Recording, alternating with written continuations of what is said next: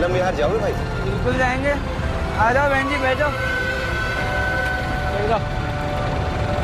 चलो सर।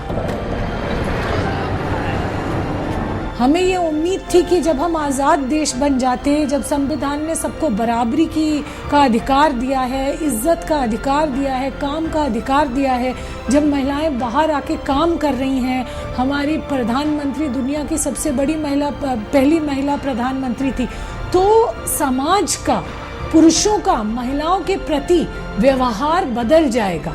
पिछले 40 सालों में जो महिलाओं के खिलाफ अपराध हुए हैं, 902% इसमें वृद्धि हुई है। Whether it comes to reporting of rape or whether it comes to reporting of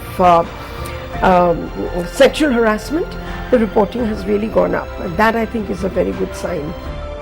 Delhi में चलती बस में 23 साल की एक छात्रा के साथ सामूहिक बलात्कार, पैरामेडिकल की छात्रा के साथ एक नाबालिग समेत 6 लोगों ने चलती बस में गैंगरेप किया। लड़की के साथी के साथ मारपीट की गई, यहाँ तक कि दोनों को बस से कुचलकर मारने की कोशिश भी की गई। लड़की बेहोश थी, लेकिन उसका साथी मदद के लिए घंटों हाईवे पर चिल्लाता रहा, लेकिन कोई नहीं आया। फिर मदद के 2 हाथ आए और उन्हें अस्पताल पहुंचाया गया। 11:05-10 यही आसपास का समय हुआ होगा। हम लोग चिंतित तो घर पे थे, क्योंकि सब खाना साथ ही खाते, कोई खाना भी नहीं खाया था।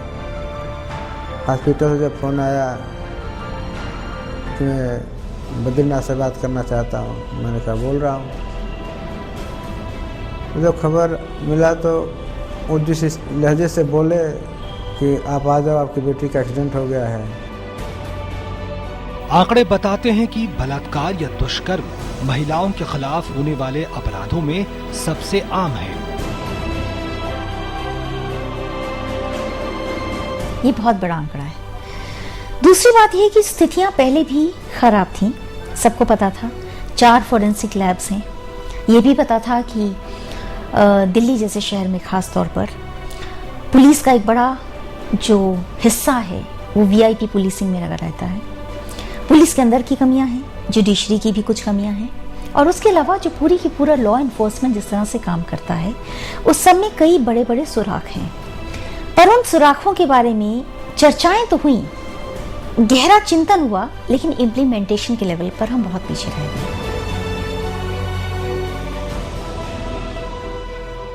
यह अपराध सड़कों से लेकर घर की 4 दीवारियों के अंदर तक हो रहा है, यहाँ तक कि शादी के बंधन में बंधे जोड़ों के बीच भी।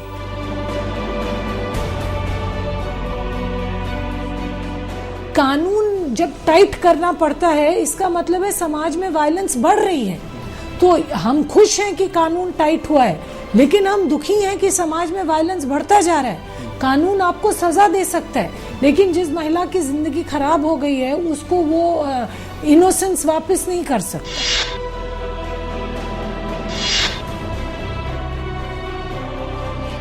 यानी हर 22 मिनट में एक नया दुष्कर्म का मामला।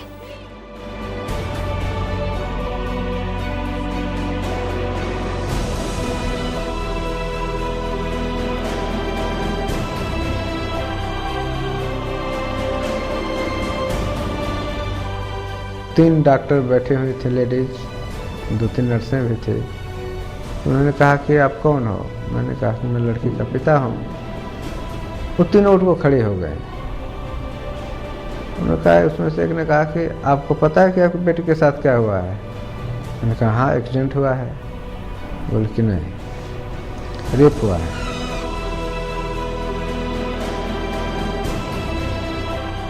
डॉक्टरों के अनुसार अब भी बलात्कार पीड़िता की हालत गंभीर बनी हुई थी, लेकिन उसके भीतर बेमिसाल जज्बा और जीने की चाहत थी। बस का चालक राम सिंह और 3 अन्य अभियुक्त गिरफ्तार हो गए। राजपथ पर रायसीना हिल के सीने पर लोगों का गुस्सा उबल रहा था। मांग थी, वी वांट जस्टिस, हमें न्याय चाहिए।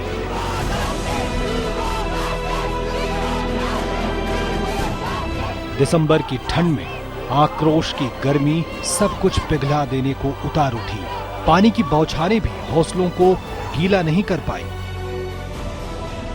ये एक ऐसी मोमेंट रही जिसमें किसी ने किसी को ये नहीं बताया कि मैं नेता हूं, तुम मेरे साथ चलो। सब अपने आप चले और किसी ने ये कहा भी नहीं कि मैं नेता बनना चाहता हूँ। सब ने कहा कि मैं इस आंदोलन का हिस्सा बनना चाहता हूँ, मैं एक सैनिक हूँ। इन सारे सैनिकों ने मिलकर इतनी ज्यादा सबलता के साथ और सक्रियता के साथ आवाज उठाई। जो चुप्पी थी, औरतों के ऊपर जो जुल्म होते थे, जो बलात्कार होता था, उस पे औरत चुप रहती थी। अब औरत चुप नहीं रहती है। अब आप किसी भी शहर में जाएंगे, किसी भी गांव में जाएंगे, तो एक लड़की क्या हज़ारों लड़कियां उठ खड़ी हुई और बोल रही हैं कि मेरे साथ ये हुआ, ऐसे हुआ और इसने किया। तो हम लोग जिस शब्द को पहले बोलते थे कि शेम, वो जो शेम है अब औरत का नहीं रहा है, हमने शिफ्ट कर दिया और अब वो बलात्कारी का और परपेट्रेटर का है। तो ये एक बहुत बड़ी चीज़ है। आप देख रहे हैं कि गोवा में कोई कह रहा है, गुजरात में कोई कह रहा है, पटना में कोई कह रहा है, कलकत्ते में कोई कह रहा है। पीड़िता ने बलात्कार से पहले और बुरी तरह घायल होने से पहले काफी संघर्ष भी किया था। ऑपरेशन जब हो गया तो सर्जरी ओपन ही रखी गई थी, मतलब सिलाई नहीं हुई थी। तो जब डॉक्टर निकले वहाँ से, 5-6 डॉक्टर इकट्ठे आ गए थे। उन्होंने कहा कि हमारी 20-22 साल की नौकरी करते हो गया, लेकिन इस तरह का आज तक मैंने पेशेंट नहीं देखा। हमारे सामने आया ही नहीं कि 20-22 फुट की आंत होती है, उसमें से 1 फुट भी साबुत नहीं कि मैं क्या जोड़ूं, समझ नहीं आ रहा। लेकिन पीड़िता संघर्ष कर रही थी और अब उसे एक नया नाम भी मिल चुका था, कभी न डरने वाली निर्भया। अस्पताल में लाए जाने से पहले उसने बेहद मुश्किल 3 घंटों का सामना किया था, जो उसके अंदर की शक्ति को दिखाता था। और इस हालात में भी उसने हिम्मत नहीं छोड़ी। एक दिन ऐसा भी समय आया कि उसने हमारे से बोली, पापा कई दिन हो गया, घर चलते हैं, घर चलना है। तो मैंने कहा हाँ बेटा चलो, चलते हैं घर, लेकिन थोड़ा पहले ठीक हो जाओ तब चलते हैं। उस समय तक भी मेरे को नहीं पता था कि इतने हद तक दरिंदगी हुई है, तब भी मेरे को नहीं पता था।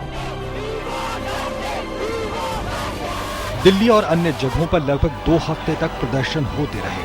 प्रदर्शनकारियों की मांग थी कि बलात्कार कानून को और सख्त बनाया जाए और पुलिस में भी सुधार किए जाए। The whole of India was in some sort of unison.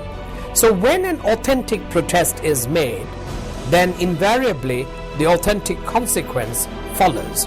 And I think in some way, the very fact that within the shortest possible period of time, a committee could put together a wealth of recommendations. एक अपराध, इस तरह का अपराध हर television channel के लिए एक प्रमुख समाचार बना।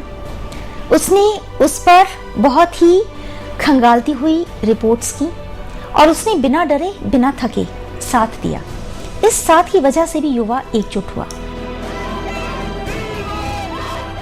इस भीड़ का न कोई नेता था, न कोई भाषण दे रहा था, न ही किसी ने किसी को बुलाया था। जब मैं गांव गया उसकी क्रिया के लिए, वहाँ जब मीडिया आई तो जब बताने लगे लोग, तो घर के भी बताया, क्योंकि समाचार तो सुनते हैं, टेलीविजन देखते हैं लोग, तो वो लोग बताने लगे, तब मेरे को थोड़ा समझ आया कि ये हम सोचते थे कि हमारी बेटी है, लेकिन नहीं, ये हमारी नहीं पूरे देश की बेटी है। जब हमने आवाज़ उठाई तो सबसे पहले रास्ते पे उतरे स्टूडेंट्स और उन लोगों ने ये आंदोलन को बहुत चलाया, क्योंकि उन लोग कोने कोने में, घर घर में, आपको पता है जंतर मंतर में, वसंत विहार में, पटना के गांधी मैदान में, जहाँ भी, कलकत्ते में रैली निकाली स्टूडेंट्स ने और कहा कि वो लड़की हमारी जैसी थी, वो भी अपने किसी छोटे गांव से दिल्ली तक पढ़ने के लिए आई थी, वो भी अपने परिवार में शायद पहली पढ़ी लिखी लड़की होती जो कमाती, वो भी अपने एक दोस्त के साथ पिक्चर देख के वापस जा रही थी। उसकी ज़िंदगी और हमारी ज़िंदगी में कोई फ़र्क नहीं है। कुछ प्रदर्शनकारी अभियुक्तों को फांसी दिए जाने की मांग भी कर रहे थे, तो कुछ पुलिस की नाकामी पर आरोप मढ़ रहे थे।